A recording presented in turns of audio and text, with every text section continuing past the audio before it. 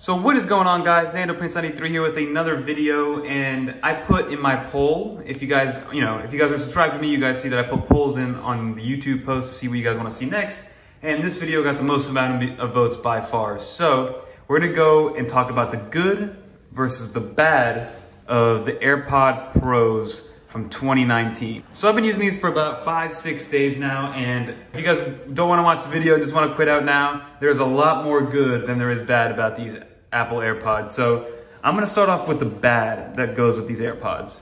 So the first thing that jumps out to you is the price of these things, right? So they're pretty small. They cost $250, guys. So this isn't, an $80 pair of headphones. They're $250. And if you do just look at that price and you say they're a pair of in-ear headphones, I can get something for way cheaper, you're right. But when you compare it to what it's coming after, which is the AirPods, which start at $160, you can even spend $200 on a pair of AirPods if you get the wireless charging case. For $50 more, you get all these new features. So the price is a positive and a negative, mostly negative because it is pretty high and it'll deter a lot of people. But at the same time, I think Apple's gonna sell a boatload of these. If you guys know that reference, comment below.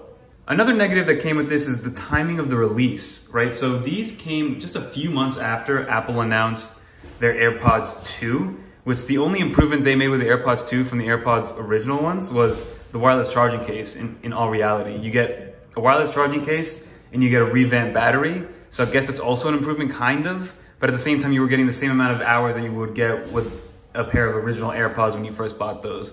So the timing of these aren't great because let's say you got the AirPods 2 a few months ago and then you want to get the AirPods Pro, you're gonna have $450 in the hole for one pair of headphones because once you have these, you're definitely not gonna use the other AirPods. Another annoying thing is that you're now paying $250 and in the box, if you guys saw the unboxing, there's no charging brick, right? So you get the headphones themselves, a USB-C to Lightning, because this charges via Lightning, if you guys can see. We still have not adopted USB-C yet. This and the iPhone are the only things that have not adopted USB-C. iPads and MacBooks have already. You get no charging brick. So unless you got an iPhone 11 Pro, an iPad Pro, or you have a MacBook Pro, you have no brick to charge these with. So you can use a regular 5-watt brick with a USB-A to Lightning, and you're fine, you can still charge it. But A, it won't charge fast enough, and B, you won't be able to use that USB-C to Lightning cable that comes in the box. And then two more quick things that I think are negatives, and the only things that I kind of want to talk about are I'm curious to see how battery life does with this, because like I've mentioned before, I've had my original AirPods since March of 2017, and the battery has degraded a ton, right? I think you bought it and you're expecting 4 to 5 hours of battery life per charge on each earbud. Now I'm down to like 2 to 2.5 hours with the older AirPods. So I'm curious to see how this does compared to those. People are saying that it's annoying that you're buying something that has a limited shelf life because of the fact that the battery degrades so quickly. So that's one thing. And then transparency mode is an iffy one. It's a plus and a minus for me. Originally, when I tried transparency mode, I thought it was gonna amplify the person speaking to me directly, but it amplifies all the noise around you, right? So it's not pinpointing, it's not directional amplification of something. It amplifies everything around you, and that kind of confused me, and I was not a huge fan of it. And as the days went on, it got a little bit better and I got a little more used to it. So that's one thing to keep in mind. Know that it amplifies your entire surroundings, not just the people in front of you.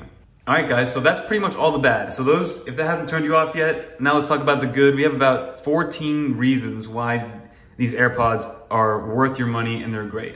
So obviously, first off is the active noise cancellation, right? So if you guys can see here, it now has a little divot right there, and it works really, really well. And surprisingly, it blocks out a lot of noise. And I walk around New York City on a daily basis, and it kills a lot of that background noise, which is amazing. On top of that, the battery life has been really, really good. I haven't tested it for the full 4.5 hours that it's stated for, but I've had them for about 3 hours, and I still put them back in, and it's at like 40%. So that should hold true. You get 4.5 hours if you use active noise cancellation or transparency mode. And then if you have both of those features turned off and use them like regular AirPods, which already sound a lot better than regular ones because of the silicone gels, the ear tips, you get 5 hours. So that's a nice little touch. You get a total of 24 hours of charging with this case, and it's also a wireless charging case. So that's another upgrade if you're coming from the OG AirPods. Another positive is if you grab these are the original AirPods that I still have. They are if you guys put them side by side, you can see that these are actually, the stem is a lot longer. So it fits better in your ear, obviously, and they're not as obvious, right? So, you know, you're gonna have the memes that go around, but this is the exact size that you're dealing with. And they are smaller, so it does hide a little bit better. I'm just gonna keep these out, you know, for show. And also, just a side note for the OG AirPods, these were chewed on by my dog and they still work perfectly fine. So durability is there.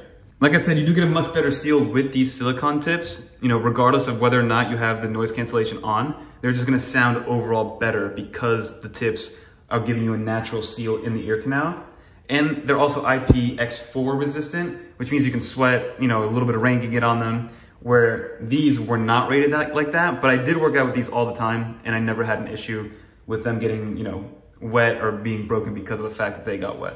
And then the last few things have to be that these are now interchangeable tips, so you can kind of pull this out if I can try. I still have not been able to pull these out, which is hilarious, but they do come off and Apple's not charging us an arm and a leg to replace them if you lose them. I think it's only $4 for a pair of the gel tips, so that's good. Obviously, you have the awesome pairing capability of the H1 chip, which allows not only for easy connectivity to all your iOS devices and your MacBook, so your Mac OS devices, but also with the H1 chip, Siri can now read your messages for you, which is a nice little touch. And then if you guys notice, there is this little black portion on the outside of the ear tip and also underneath and in the middle. And these are, yes, they're microphones, but at the same time, they're airways to allow air to kind of go in. Because now that you have a seal, a natural seal with the silicone gel, it does feel, when you first put them on, it does feel like you're kind of underwater. Once you give them 1 second, it kind of like blows the air out of your ear canal and it feels amazing. So you're not feeling that weird, you know, ear popping sensation that you do when you're on an airplane or you're underwater or things like that. So that's a nice little touch, and it has adaptive EQ. So depending on the type of music that you're listening to, it'll optimize that sound for that type of music. So that's gonna do it for my review of the good versus the bad. In my opinion, these are 100% worth it, especially if you're coming from the OG Apple AirPods from a couple years ago. If you just bought a pair of AirPods 2 a couple months ago, then I know that kind of sucks that you just dropped $200 and it's gonna be a little bit of a tougher pill to swallow, but I say, hey, you get a 14-day return policy on Apple AirPods. I say give it a try and you'll definitely fall in love with them and maybe sell your other AirPods or give them away, or, you know, give them away as a present during the holidays. That's my advice to you.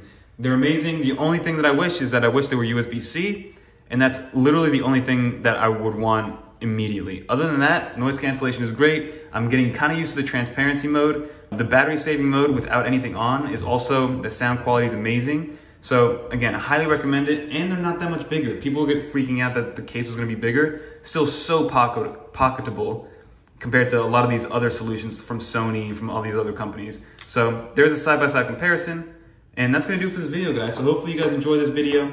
Let me know what you guys wanna hear next in terms of maybe AirPods or some more iPad content, because I definitely have some video ideas in the works. So that's gonna do it for this video. Don't forget to like, comment, subscribe. Till next time, peace.